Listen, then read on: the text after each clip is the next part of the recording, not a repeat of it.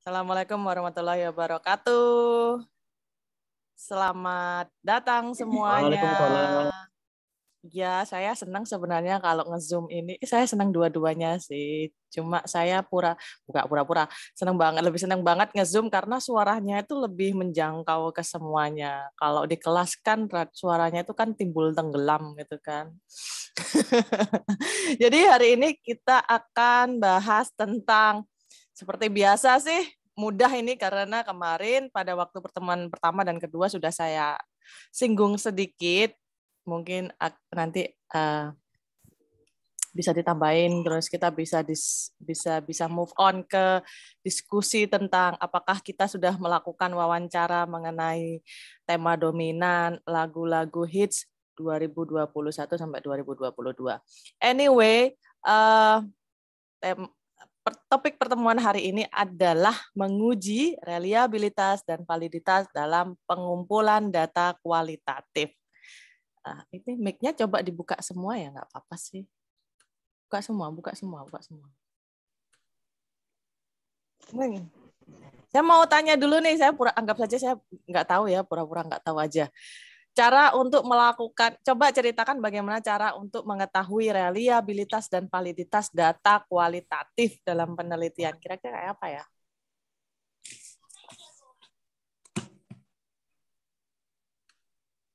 Ada yang tahu nggak? Nggak apa-apa sih, keliru-keliru dikit banyak juga nggak apa-apa. Atau main tebak-tebakan dulu ya. Depannya itu ini, chat.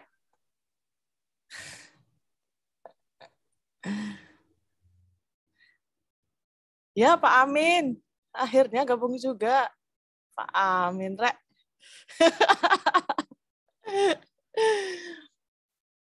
Gak ada suaranya Pak Amin. Gak ada yang mau menjelaskan dikit-dikit tentang bagaimana cara melakukan uji reliabilitas sama validitas? Gak ada ya? Ya wis lah, tidak apa-apa saya ngulangi. Jadi biasanya kita banyak mendengar uji reliabilitas dan validitas itu pada penelitian data kuantitatif. Nah, kalau di data kuantitatif itu dapat melakukan uji reliabilitas dilakukan kuantitatif loh ya, dengan mengukur berapa variabelnya terhadap nilai Cronbach alpha. Biasanya pakai SPSS. Kalau variabelnya itu menunjukkan nilai di atas Cronbach alpha 0,6, di atas 0,6 maka dia dianggap valid. Kemudian ada lagi uji validitas. Uji validitas itu pakai apa ya? Apa saya kalau uji validitas? Sedangkan kalau di penelitian kualitatif itu uji reliabilitas dan validitas itu dilakukan dengan 3 metode. Metodenya disebut dengan metode triangulasi, dan triangulasi ini ada 3 macamnya. Yang pertama adalah triangulasi sumber, kemudian triangulasi peneliti, dan triangulasi metode. Jadi ada triangulasi. Materinya ada di buku saya yang ada di GC. Itu bisa sambil dilihat kalau HP-nya lagi nganggur atau kalau ada HP yang lain. Ada triangulasi sumber, triangulasi metode, dan triangulasi peneliti. Apa itu triangulasi sumber?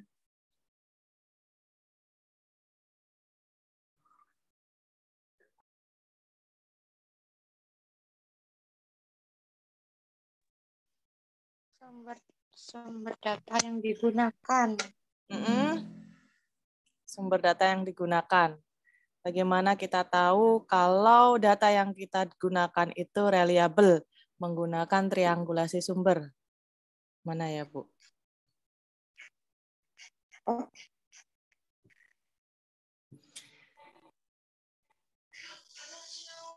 Triangulasi sumber itu artinya kita berusaha untuk mencari jawaban dari pertanyaan penelitian atau kita berusaha menemukan jawaban dari rumusan masalah dengan mengumpulkan data yang berasal dari berbagai sumber. Datanya, bagaimana data ini dikumpulkan? Ya, datanya dikumpulkan menggunakan teknik pengumpulan data kualitatif. Teknik pengumpulan data kualitatif ini ada banyak. Pertama ada wawancara, kedua ada observasi, yang ketiga adalah dokumentasi, kemudian dari gambar, kemudian dari transkrip wawancara juga, kemudian dari rekaman, kalau kita wawancara kemudian merekamnya, terus kemudian dari kata-kata yang lain, misalnya pendapat orang lain, opini orang lain. Gitu. Ada lagi data yang dikumpulkan menggunakan riset pustaka atau library research. Artinya kita mengumpulkan data-data yang berisi informasi yang bisa ditemukan di buku, di artikel jurnal,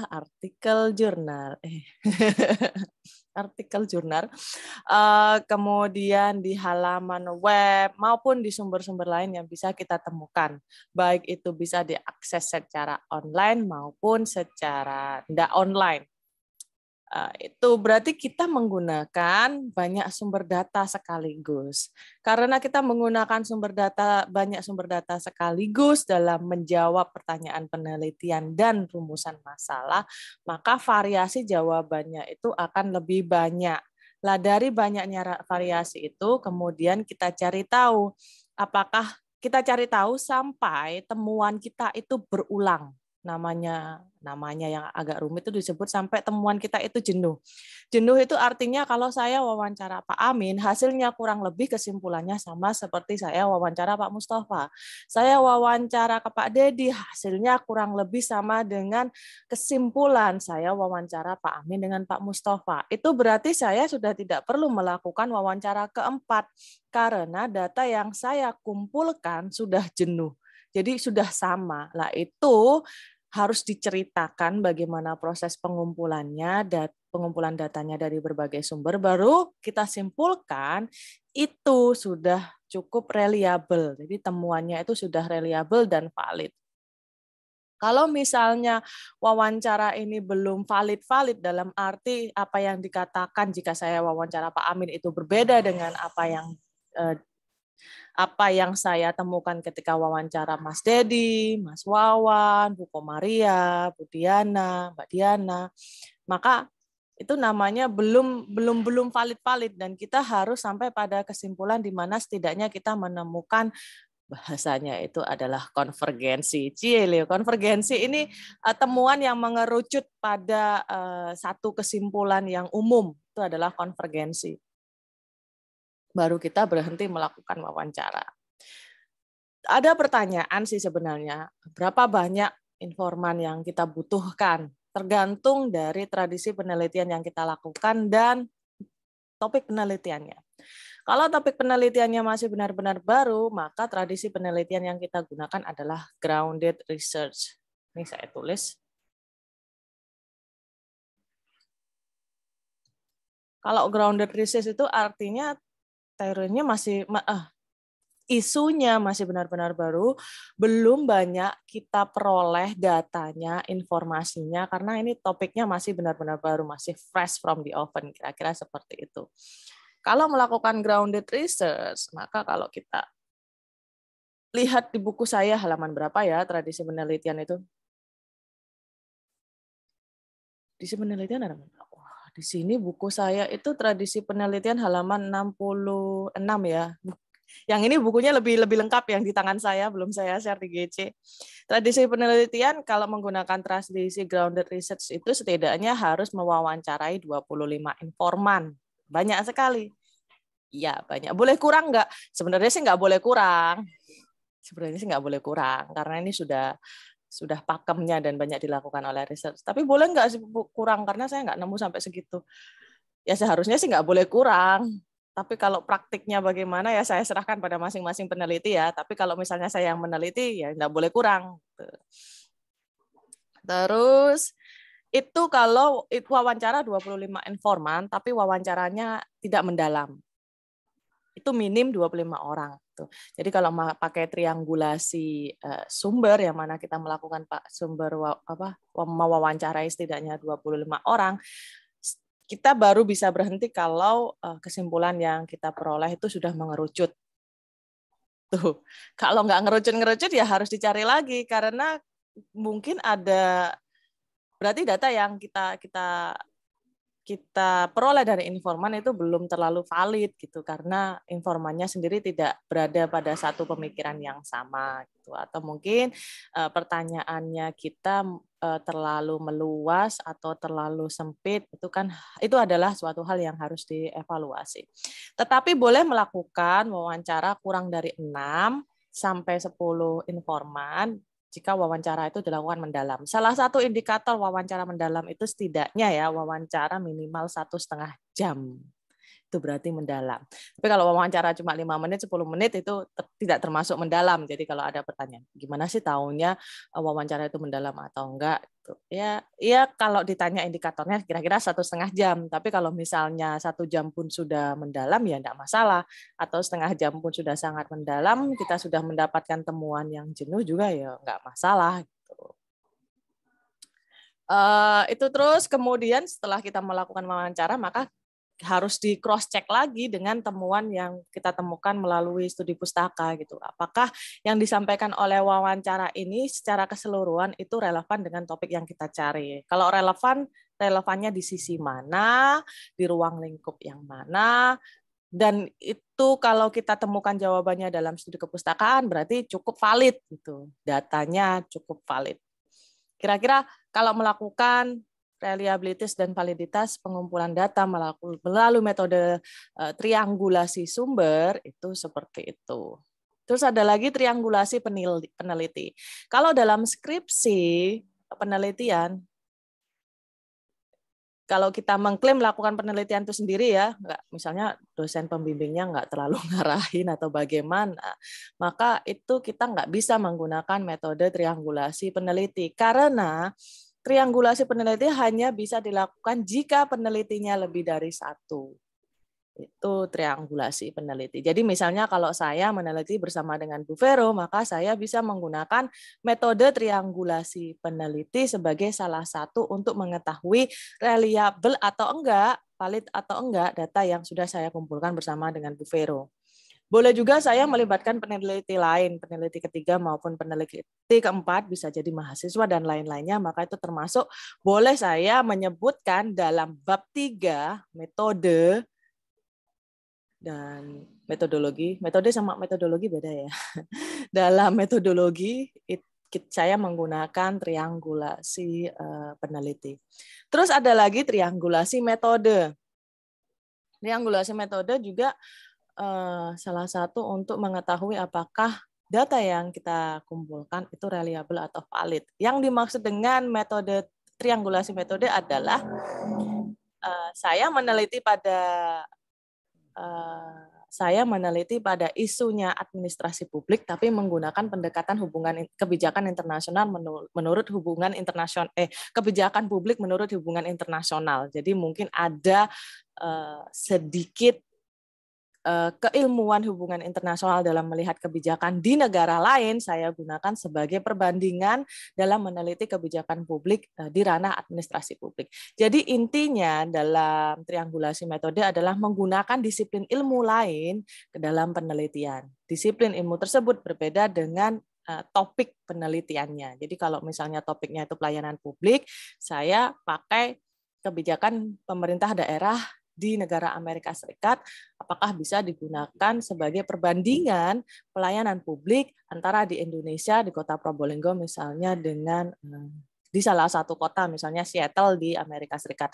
Maka itu disebut saya melakukan metode triangulasi metode. Kalau misalnya itu kemudian bisa membawa saya pada kesimpulan yang sama, maka model penjelasan yang saya hasilkan dari penelitian termasuk bisa dibilang atau disimpulkan reliable dan valid. 3 hal itu yang paling banyak digunakan untuk mengukur reliabilitas dan validitas data kualitatif. Jadi kira-kira seperti itu. Mungkin ada pertanyaan? Dor. Kita mungkin agak kurang, kita kurang klik ya kalau misalnya hanya melandaskan pada paparan saya, dan itu baru akan kita temukan persoalannya gitu, bagaimana memahaminya itu lewat praktik. Pada pertemuan kemarin saya sih memberikan sedikit instruksi untuk melakukan mini riset. Seperti saya nggak tahu ada di sini nggak ya? Bentar, saya buka dulu sambil mungkin ada yang tanya-tanya, silakan.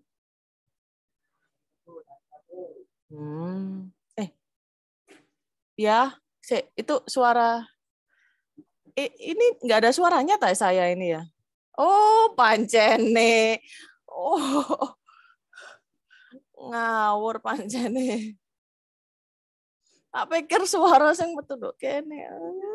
Nemen pancene. Maaf ya ada gangguan itu. Kemarin tugasnya itu tugas akhirnya tuh ini ya. View material.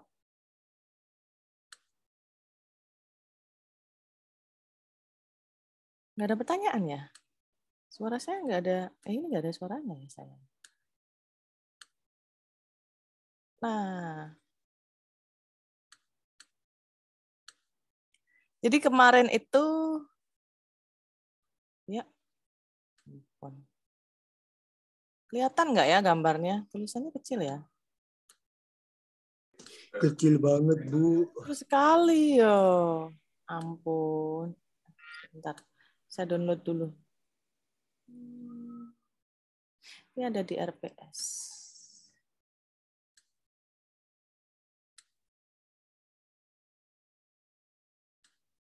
Ada pertanyaan nggak? Nggak ada pertanyaan berarti ya apa ya?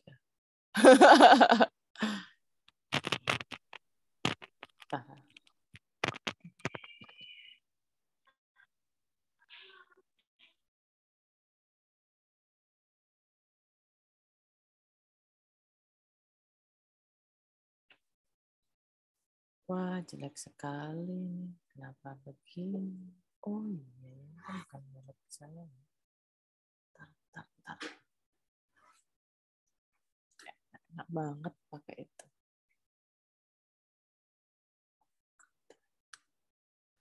Ada pertanyaan? Anak-anak saja.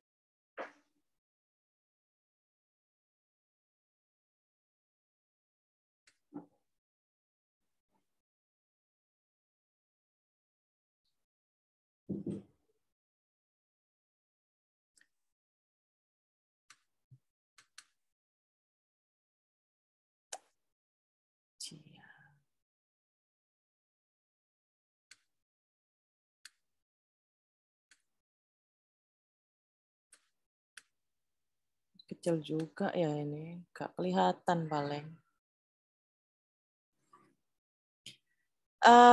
Gambarnya sebenarnya sudah saya share di GC dengan judul tugas akhir. Ada 2 sih tugasnya. Saya kasih tugas biar nggak dosa aja. Ya, kecil sekali ini, nggak bisa tak download ta. Bisa tak download ta, tak download aja.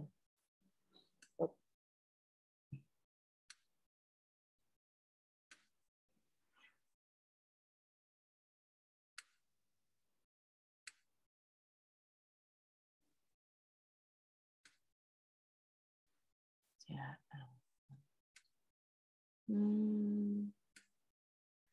Nah ini.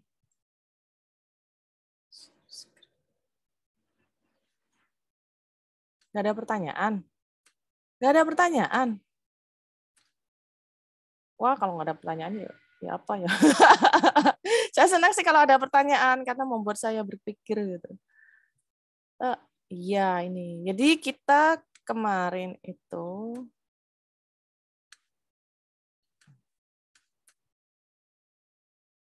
Kelihatan nggak ya? Kelihatan ya?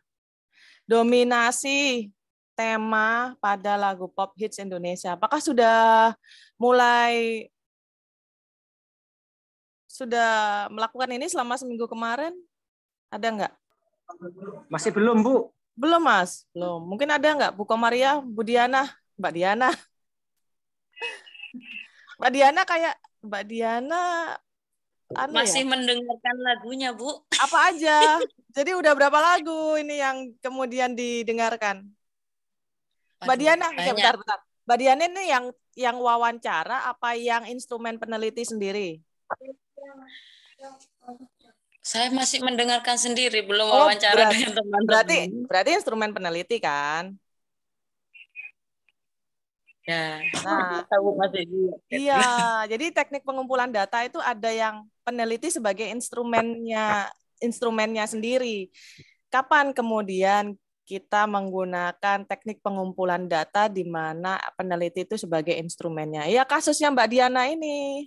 Mbak Diana menggunakan diri sendirinya sebagai instrumen. Jadi dia mendengarkan lagu-lagu favoritnya. Jadi sekarang dulu itu dengerin gitu nggak perlu terlalu memperhatikan, nggak perlu terlalu pay attention. Jadi mulai seminggu kemarin Mbak Diana kayaknya ini lagu apa sih yang tak dengerin, itu dicatat, gitu kan. Lah berarti Mbak Diana melakukan menggunakan teknik di mana peneliti itu sebagai instrumennya. Tetapi kalau misalnya ada yang melakukan nggak seperti Mbak Diana, berarti dia nggak menggunakan peneliti sebagai instrumennya gitu. Pokoknya instrumen terlibat dalam suatu penelitian dan mempengaruhi dan dia itu berada di dalam penelitiannya itu sendiri, itu namanya menggunakan teknik pengumpulan data yang mana peneliti sebagai instrumennya. Tapi kalau kita berada di luar dari penelitian yang kita lakukan, berarti kita nggak boleh menggunakan peneliti sebagai instrumennya, karena itu pasti harus dicoret itu. Kalau misalnya ada kemudian oleh Bu Vero kebetulan kemudian diuji, pasti disarankan untuk dicoret.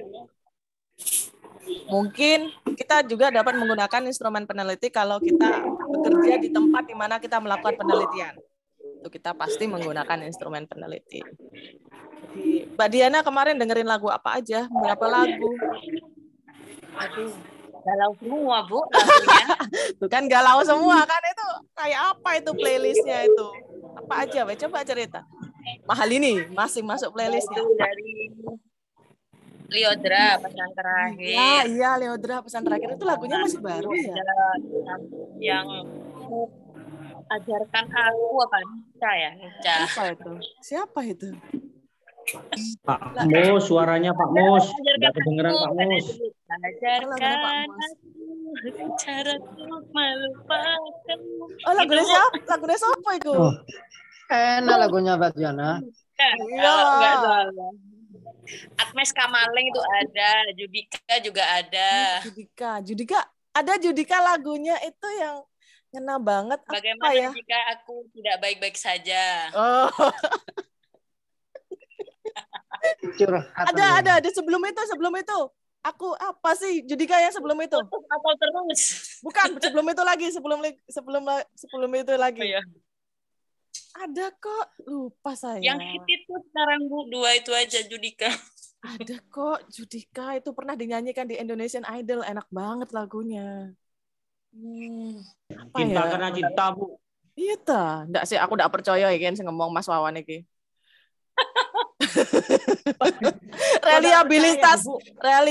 reliabilitas sama validitasnya langsung rendah pokoknya kalau itu berasal dari Mas Wawan. Apa ya? Bagaimana kalau bukan Bagaimana ini. aku kalau tidak baik-baik saja? Kayaknya. Bagaimana aku? Iya, itu yang baru, yang agak lama, bentar. Cinta karena aku yang tersakiti bukan, Mama.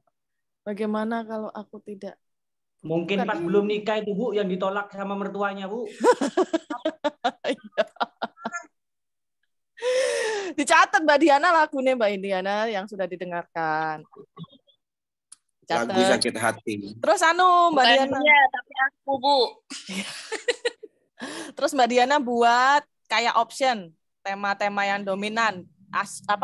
Dugaannya tema yang dominan 1 galau, 2 apa lagi? Putus cinta Bu. Oke, putus cinta, galau, terus apa lagi? Itu masuk galau juga.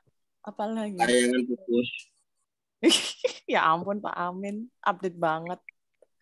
Apa lagi? Nah, nanti lagu yang didengarkan misalnya Judika yang bagaimana kalau aku tidak baik-baik aja itu masuk ke yang mana? Putus cinta apa enggak? Itu dicentang. Sakit, Bu, sakit. Enggak ada yang putus cinta di sini. Semuanya bahagia. Apa ya? Tak mungkin bersama, bukan ya? Ada videonya. Ya, ada Bu, tak mungkin. Ya itu, ajarkan aku itu Arfian Dwi. Jalan Tengah itu Naura Ayu, Bu. Enak-enak itu, Bu. Apa ya lagunya ya? Lupa saya. Lagunya kok galau semua ya? Yo memang topiknya itu, penelitiannya itu. Sekarang yang hit 2021. Yang hits 2021 sampai 2022. Memang topiknya itu memang terus, Bu, putus atau terus? Ya iya iku disebut mau Mbak Diana iku disngat dhewe. Aduh, Sing iku lho Mbak sing movie-ne iku Ya, kecelakaan kalau nggak salah. Apa judulnya? Demi kau dan si buah hati. BPJS, Bu, BPJS. Kan.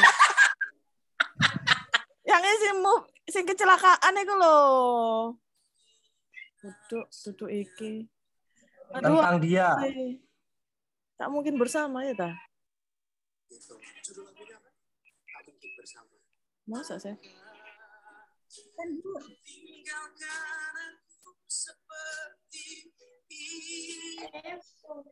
Bukan yang ini. Aduh, paketan kulit dulu YouTube entek. Gak usah nonton YouTube wis Mas sampean moco ae wis. Lali aku pokoknya sing MV ini aku mati kalau nggak salah. Apa Cinta Karena Cinta ya? Anyway. Sampai akhir. Oh iya sampai akhir. Kayaknya sampai akhir. Coba. Saya juga penasaran. Sampai akhir menutup mata. Oh, bukan ya? Bisa sih. Aku jarang banget ngerungokno lagu Indonesia. Duduk iki. Lupa aku nanti wes buat PR diriku sendiri wes nanti nyari. Ya itu di list Mbak Diana di list terus nanti sampean dengerin itu dicentang yang galau, yang putus, yang Hilang tanpamu, Bu. iya ta. Wis mari wis Mas. Kurang 10 menit. Oh, mari wis. Nah, hari aku buka Terus, YouTube terus. beli. Terus kalau Tak Mbak mungkin Diana bersama. ingin mengetahui reliabilitas sama validitasnya ya boleh melakukan wawancara. Apakah kesimpulan yang diambil oleh Mbak Diana sendiri itu sama dengan kesimpulan yang diambil sama temannya. Kalau berbeda ya berarti menurut temannya nggak apa-apa dicentang aja. Menurut temannya mungkin galau, padahal menurut Mbak Diana itu putus, tidak apa-apa. Ya dan temuan yang seperti itu ya penting untuk kemudian Mbak Diana menilai gitu kira-kira kegalauannya ini akut apa enggak atau sedang-sedang saja. Nah, itu akan menjawab pertanyaan penelitiannya. Pertanyaan penelitiannya pertama harus menjawab tema lagu pop hits Indonesia dominasi tahun 2021 sampai 2022 itu apa? Kalau galau tema apa aja yang muncul. Terus harus juga menentukan Mbak Diana bisa menceritakan. Ini kan saya kan nggak minta ya. Saya nggak minta harus bikin artikel jurnal yang kemudian menjawab ini semua. Hanya cukup menceritakan saja. Karakternya seperti apa, cirinya seperti apa, polanya apa, identitas yang kuat dalam lagu pop hits tahun 2021-2022 ini apa saja. Jadi cuma sampai menceritakan itu aja sih. Nanti saya yang membedah gitu. Bagaimana Mbak Diana nggak sengaja sudah menunjukkan bahwa temuannya ini reliable dan valid. Nah, bagian terpentingnya sih itu. Itu. Pak Amin ini apa ya lagunya yang biasanya didengerin ya? Jangan-jangan keluar tema, keluar pop hits. Perlakukan Bu. Mas Hindun ya apa Mas? sudah mulai. Bu, kalau enggak, maksudnya saya gini. Ini tujuan utama dari penelitiannya tuh itu apa? Kalau seandainya kita pilihannya untuk mewawancara dari beberapa narasumber, seandainya kan kalau narasumber sudah dikondisikan, ya wes ini lagu ini ditentukan gitu.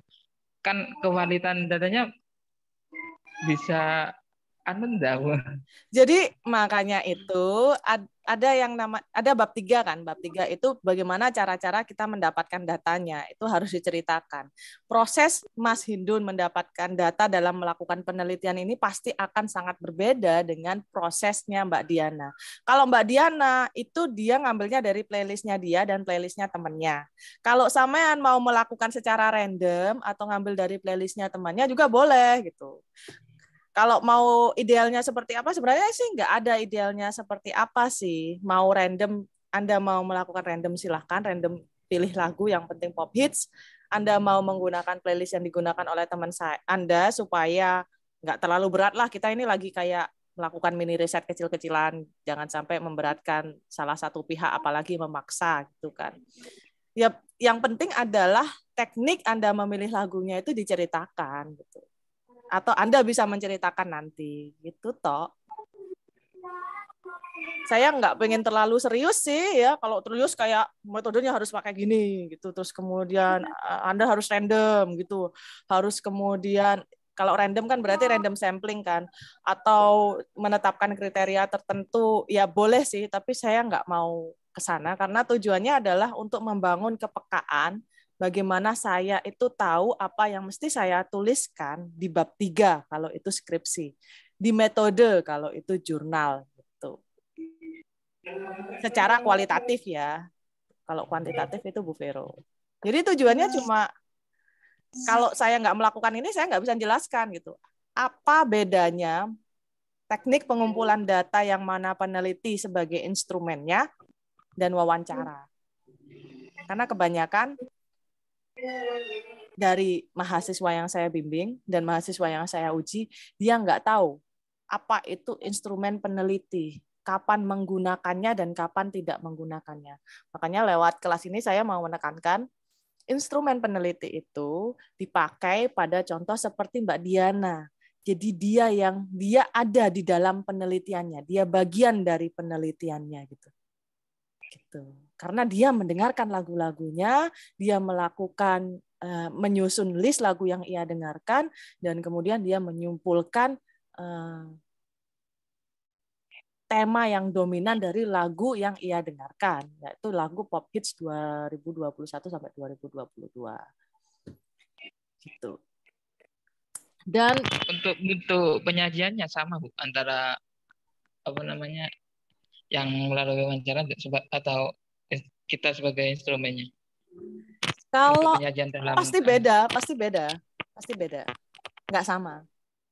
Penyajiannya nggak jelas nggak sama. Itu kan seolah Mbak Diana ke Surabaya naik apa? Naik bus laju. Berapa lama waktu yang ia perlukan untuk sampai ke Surabaya gitu. Lajunya laju patas itu. Lewat mana? Lewat tol.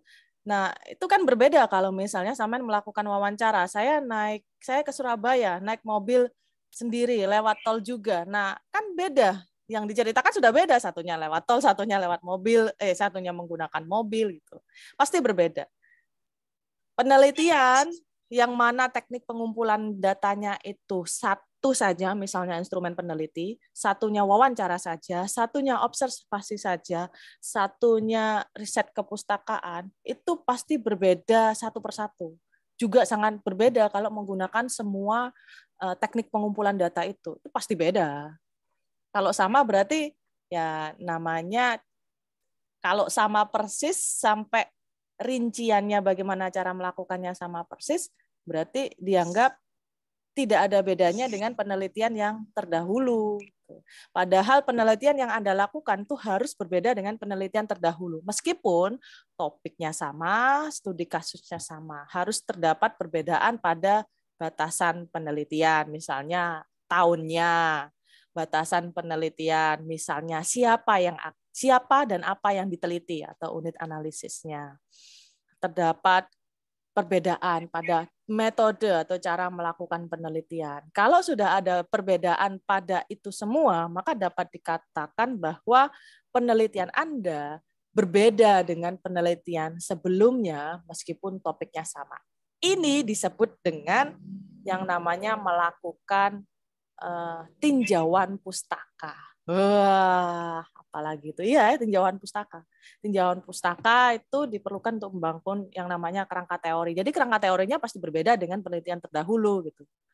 Kalau metodenya berbeda. Kalau metodenya sama, yang diteliti sama, hasilnya pasti sama. Kalau hasilnya pasti sama, ya kalau ya masa lokasinya sama sih?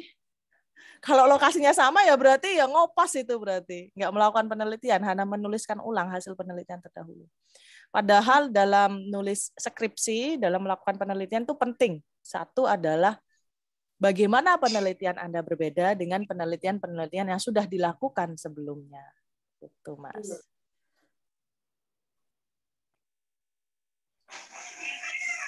Dan itu kalau dalam studi S1 itu